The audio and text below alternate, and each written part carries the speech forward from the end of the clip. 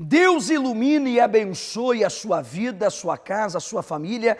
Tenha uma excelente terça-feira. Terça-feira, na Igreja Universal, é dia de cura, é dia de superar as dores, as enfermidades, problemas considerados crônicos, até mesmo situações pela medicina incuráveis. Mas atenção, crônicos, incuráveis ou difíceis, complicados para o ser humano, não para Deus. Porque realmente há de convir que há certas doenças que assustam. Estou com uma dor de cabeça. Rapaz, toma uma aspirina, com todo o respeito às dores de cabeça, que muitos têm. Mas a gente, digamos assim, às vezes não faz nem caso. Mas quando a doença é cancro, tumor, aquelas coisas, aí a pessoa já fica assustada. Aí eu vou morrer. Ai, Jesus, como é que vai ser? Para Deus, dor de cabeça, tumor, cancro, é a mesma coisa. Mesma coisa. Porque Ele é o Deus do impossível. E não importa a sua doença, não importa a sua dor, não importa a sua enfermidade. Se você crê na palavra de Deus, esse mal será vencido. Os médicos diziam que a minha doença não tinha cura. Como se não bastasse a doença, a enfermidade, meu marido era agressivo, bebia muito e a gente ficava sem paz. Houve uma noite que não teve jeito. Ele chegou, partiu tudo dentro de casa e eu e minhas 3 filhas tivemos que correr e dormir fora de casa. Foram mais de 20 anos correndo de igreja em igreja buscando uma solução para as nossas vidas, mas nunca encontrei a solução.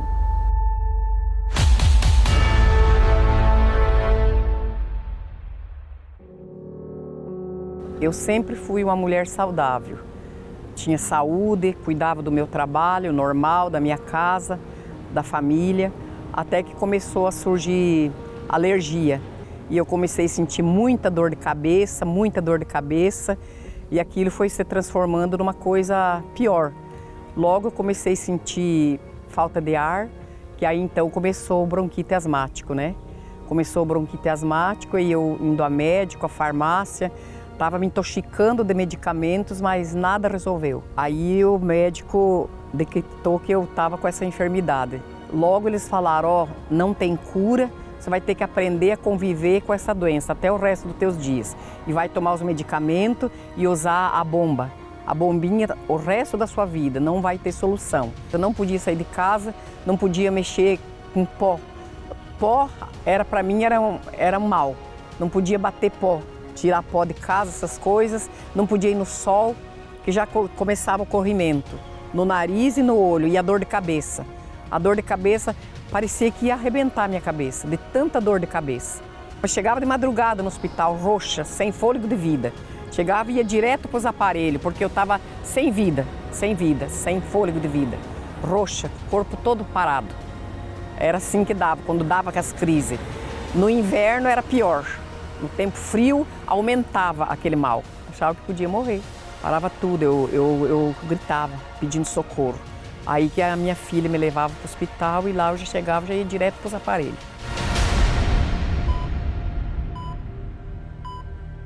E como se não bastasse essa situação, o meu marido começou a beber muito mais. Quando a gente casou, ele bebia, mas não tanto. Ele bebia assim controlado e não era uma pessoa agressiva. Depois de uma certa altura que ele começou a beber mais e ser agressivo. Aí que começou as brigas, contenda, eu também não tinha mais paciência, não estava mais suportando aquela situação. Aí que eu apelei para a bebida também, né? Eu comecei a beber. Para esquecer o sofrimento e não tinha saída, né? Eu não via saída. Ele só chegava bêbado em casa, chegava alcoolizado, brigando, xingando, quebrando tudo. Ele partia tudo dentro de casa. Tanto é que eu lembro de uma vez que ele chegou, quebrou tudo que existia dentro de casa. Ele derrubava, quebrava tudo e botou nós, todo mundo para fora. Nessa noite a gente pousou fora de casa, eu e as filhas. Eu e minhas 3 filhas, a gente pousou fora de casa. Pedimos socorro ao vizinho. Quando ele chegava em casa, nós sabíamos que a paz acabou. Aí que eu comecei a luta, né, da busca de uma solução para aquela situação. Comecei a visitar as igrejas. Nessas igrejas, nunca me falaram de uma fé inteligente, nunca. Só muita doutrina. Aí fomos ao centro espírita também, a mesma coisa, que isso ia passar, que não tinha cura e que eu tinha que me conformar, era o que eu ouvia. Isso foram anos assim, nessa situação, mas sem perspectiva de vida, a minha fé, como diz, eu estava decepcionada com a minha fé. Eu achava que era eu que não cria, que eu que não tinha fé, eu não acreditava mais em Deus. Aí, um dia, eu ouvi um programa na televisão da Igreja Universal do Reino de Deus. E eu disse, um dia com essa igreja vir na minha cidade, eu vou visitá-la. E foi o que aconteceu. E disse, essa vai ser a última porta que eu vou. Vai ser a última. E realmente foi. Foi a última porta. Lá eu fiquei e estou até hoje, graças a Deus.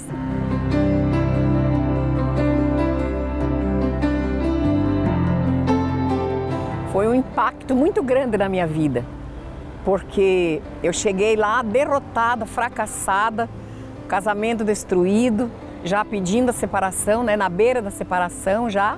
Foi assim uma fé diferente, foi uma fé poderosa, que logo ela tocou em mim e logo eu comecei a sentir paz dentro de mim.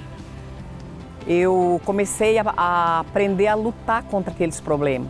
Lutar contra aquela dificuldade, contra aquele vício que já estava tomando conta da minha própria vida, né? E hoje eu posso dizer que eu tenho vida, tenho paz, tenho alegria, tenho salvação, que é o mais importante na minha vida que aconteceu.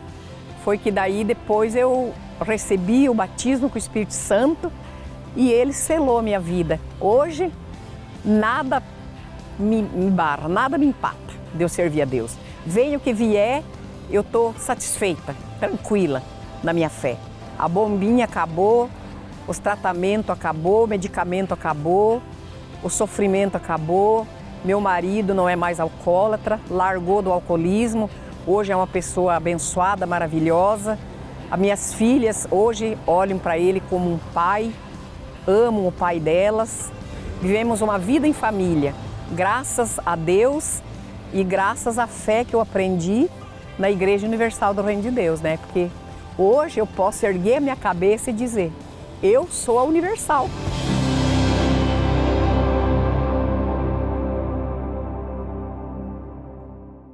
Assim como aconteceu com a senhora Emília, que foi livre, que foi liberta, que foi curada, pode e vai acontecer consigo. Deus quer mudar a história da sua vida. Deus quer lhe dar força, Deus quer lhe dar vigor, Deus quer lhe dar ânimo, Deus quer lhe dar saúde para trabalhar, para desfrutar da vida, para desfrutar da sua família, mas isso depende que você venha buscá-lo. Vinde a mim, disse o nosso Senhor, vós que estáis cansados e sobrecarregados, e eu vos aliviarei. Deus quer aliviá-lo, Deus quer aliviá-la, curá-lo, curá-la. Não importa se é cancro, se é sida, anemia, leucemia, diabetes, dor de dente, unha encravada, não importa se é uma espinha, um pelo encravado. Desculpa dar esses exemplos, não importa. Você está debilitado, está fraca. Você tem visto a sua vida sendo, digamos assim, afetada, o seu trabalho afetado, a sua família afetada, a sua autoestima afetada por causa desse problema de saúde. Hoje, terça-feira, é o dia da cura. 7h30 da manhã, 10 da manhã, 3 da tarde e 7h30 da noite, aqui no nosso cenáculo do Funchal, na rua Doutor Brito Câmara, número 32, ou na Igreja Universal, mais próxima da sua casa. Qualquer informação, o 21-836-8008.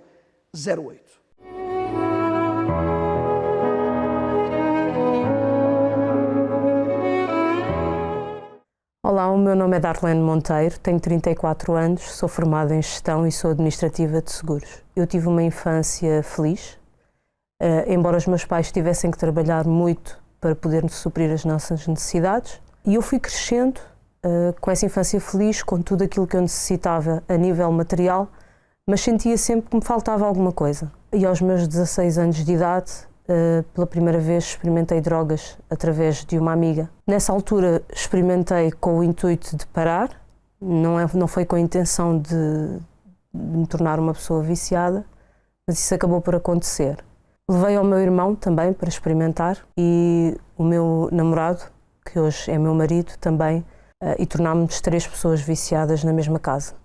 Até que tinha que escolher entre usar a droga ou comer. Tudo aquilo que eu conseguia a nível monetário, embora não trabalhasse, tudo o que eu conseguia, eu investia na droga, tudo. Usei AX, usei bolota, erva, usei vários tipos de drogas. Depois tinha alguns problemas no meu relacionamento que me faziam chorar muito. Entretanto, o meu marido, na altura, deixou de trabalhar com um familiar e regou-nos uma praga, que não haveria de descansar enquanto não nos visse na rua a pedir esmola.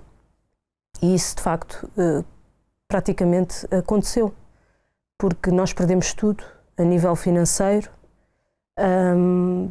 e a última coisa que ficou foi o nosso relacionamento, que também começou-se a desgastar, com muitas brigas, muitas discussões, e eu era uma pessoa extremamente apegada ao meu marido. Eu achava que ele era o meu mundo. Chegámos a um ponto de nem sequer ter um pacote de leite para dar aos nossos filhos, porque a situação era tão difícil que não tínhamos perspectivas de saída daquela situação. Eu não queria divulgar esta situação ao meu pai, porque o meu pai tinha condições de me ajudar a nível financeiro, mas ele frequentava a Igreja Universal e eu não queria que ele insistisse que esse era o caminho, porque era sempre o que ele me dizia.